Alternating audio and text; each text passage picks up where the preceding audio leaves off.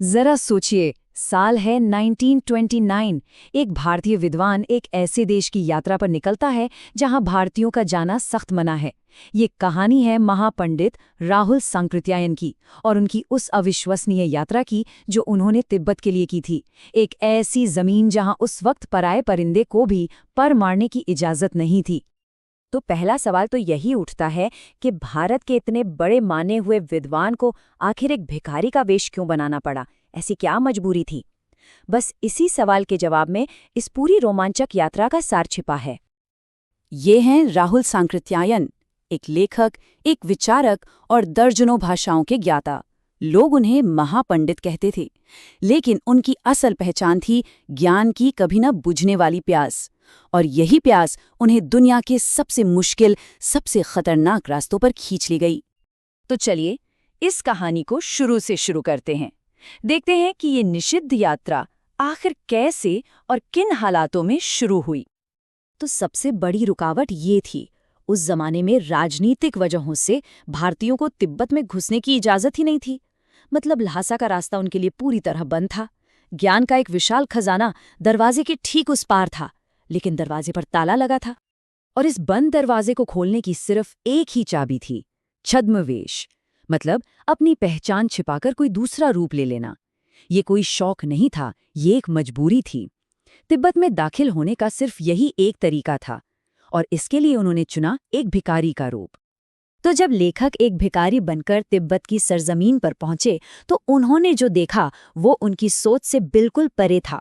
चलिए एक नज़र डालते हैं कि उस वक्त का तिब्बती समाज आखिर था कैसा। हैरानी की बात तो ये थी कि उस समय का तिब्बती समाज उम्मीद से कहीं ज्यादा खुला हुआ था। वहां ना कोई जात पात थी, न छुआछूत। औरतें पर्दा नहीं करती थी। औरतों और अजनबियों का भी घरों में स्वागत होता था।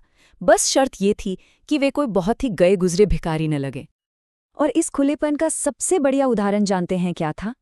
कोई भी अनजान मुसाफिर किसी भी घर की महिला को अपनी चाय की पत्ती और मक्खन देकर कह सकता था कि जरा ये चाय बना दीजिए। ये उस समाज के आपसी भरोसे को दिखाता है। लेकिन तिब्बत का ये मेहमान नवाज चेहरा कहानी का सिर्फ एक पहलू था। यात्रा का अगला पड़ाव बेहद खतरनाक था। एक ऐसी जगह जहां जिंदगी और मौत के बीच का फासला बहुत कम था। डांडा थोंगला, समुद्र तल से लगभग 17,000 फीट की ऊंचाई पर। ये तिब्बत के सबसे खतरनाक रास्तों में से एक माना जाता था। सोचिए, इतनी ऊंचाई पर जहां हवा पतली हो जाती है, वहां खतरा हर मोड़ पर इंतजार कर रहा होता है। अब सवाल ये है कि ये जगह इतनी खतरनाक थी क्यों? पहली बात, मीलों तक कोई गांव नहीं, कोई इंसान नहीं, बिल्कुल वीरान। दूसरी बात, पहाड़ों के घुमावदार रास्ते डाकुओं के लिए छिपकर हमला करने की सबसे बेहतरीन जगह थे। और सबसे बड़ी बात, वहां सरकार या पुलिस का कोई डर नहीं था और हथियार रखना तो आम बात थी। लोग बंदूक पिस्तौल ऐसे लेके घूमते थे जैसे कोई लाठी हो। और ऐसे माहौल में डाकुओं का राज चलता था। उनकी क्रूरता के बारे में एक बात मशहूर थी जिसे सुन के ही रोंगटे खड़े हो जाएं। कहते थे वे पहले आदमी को मारते हैं, फिर उसकी तलाशी लेते हैं कि उसके पास लूटने के लिए कुछ है भी या नहीं। मतलब जान की कोई कीमत ही नहीं थी। अब ऐसे जानलेवा माहौल में लेखक का भिखारी होना ही उनका सबसे बड़ा सुरक्षा कवच बना। जैसे ही कोई शक वाला आदमी दूर से भी दिखता, वे फौरन अपनी टोपी उतारते, जीभ बाहर निकालते और कुची कुची यानी दया दया बोलकर 1 पैसे की भीख मांगने लगते। अब भला एक भिखारी को कोई क्या ही लूटता? डाकुओं का डर ही अकेली चुनौती नहीं थी। इस सफर में कुदरत भी कदम कदम पर इम्तिहान ले रही थी। और इन सब के बीच उनके सफर के साथ ही सुमति के साथ भी रिश्ते में कुछ खट्टे मीठे पल आए। तिब्बत का मौसम भी बड़ा अजीब था। लेखक बताते हैं कि जब वो तेज धूप में चल रहे होते तो जिस तरफ से सूरज पड़ता यानी उनका माथा, वो तो जलन महसूस करता, और जो हिस्सा धूप से बचा रहता यानी पीठ और कंधा, वो ठंड से बर्फ जैसा हो जाता। एक ही वक्त में जलने और जमने का एहसास। यात्रा का एक दिन तो बड़ा ही मुश्किल गुजरा। लेखक का घोड़ा इतना धीमा था कि वो अपने साथी सुमति से मीलों पीछे रह गए। ऊपर से वो रास्ता भी भटक गए। जब कई घंटों बाद वो सही जगह पहुंचे तो उनके मंगोल साथी सुमति गुस्से से लाल पीले हो रहे थे। कहते हैं गुस्सा उनकी नाक पर ही रहता था। और यहीं पर कहानी में एक बहुत दिलचस्प मोड़ आता है। जब लेखक भिखारी के भेष में थे तब तो उन्हें रहने के लिए अच्छी जगह मिली, लेकिन 5 साल बाद जब वो एक भले आदमी के लिबास में उसी रास्ते से लौटे तो किसी ने उन्हें रहने के लिए जगह तक नहीं दी। उन्हें एक गरीब सी झोपड़ी में रात गुजारनी पड़ी। इन तमाम मुश्किलों और खतरों के बाद भी ये यात्रा बेकार नहीं गई।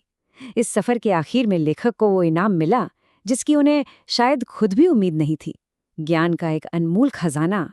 शेखर विहार नाम की जगह पर उनकी मुलाकात वहां के मुखिया भिक्षु से हुई। वो एक पारखी इंसान थे। उन्होंने लेखक के फटे पुराने कपड़ों पर ध्यान नहीं दिया, बल्कि उनके अंदर के विद्वान को पहचान लिया और उनका बहुत आदर सत्कार किया। और वहीं उसी मंदिर के अंदर लेखक को वो खजाना मिला, 1, 2 या 10 नहीं, बल्कि पूरी 103 की संख्या में। ये खजाना था कंजूर का। ये बुद्ध के वचनों के अनुवाद की 103 बहुत बड़ी हाथ से लिखी हुई पोथियां थीं। हर एक पोथी का वजन 15-15 सेर था। ये वही ज्ञान का सागर था जिसकी तलाश में राहुल सांकृत्यायन ने अपनी जान दांव पर लगा दी थी। उन पोथियों को देखते ही लेखक अपनी सारी थकान, अपनी सारी मुश्किलें भूल गए। जैसा कि उन्होंने खुद लिखा है, मैं अब पुस्तकों के भीतर था। मतलब वो उस ज्ञान की दुनिया में पूरी तरह से डूब चुके थे। यही उनकी यात्रा का असली मकसद था और यही उनका सबसे बड़ा इनाम। तो ये पूरी यात्रा हमें एक बहुत गहरे सवाल पर लाकर छोड़ देती है कि किसी इंसान की असली पहचान क्या है, उसके कपड़े या उसका आचरण। भिखारी के भेष में लेखक को सम्मान भी मिला और ज्ञान का खजाना भी, लेकिन अच्छे कपड़ों में उन्हें एक ठिकाना तक नहीं मिला। शायद असली पहचान बाहरी दिखावे में नहीं, बल्कि इंसान के अंदर ही छिपी होती है।